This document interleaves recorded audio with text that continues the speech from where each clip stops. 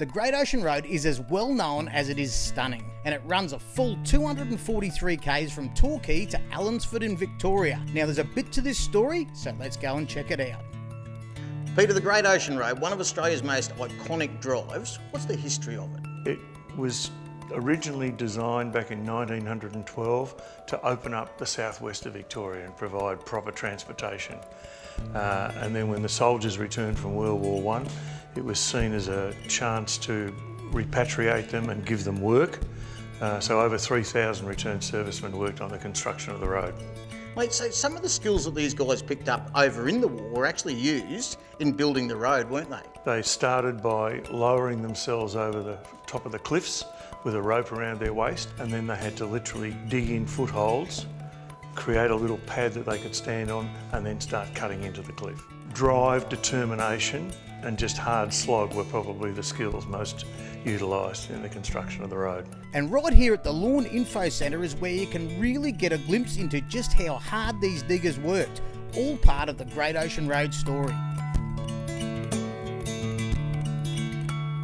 Mate, what's the best time to come and visit the Great Ocean Road? It changes on a daily basis.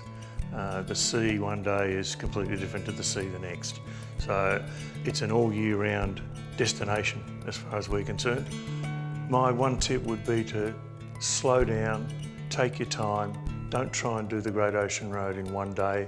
It's worth a lot more than that. There's a lot more to see. Take your time. This year is particularly important because it is the centenary year of the start of construction of the road, and there are some activities going on all along the road during this year.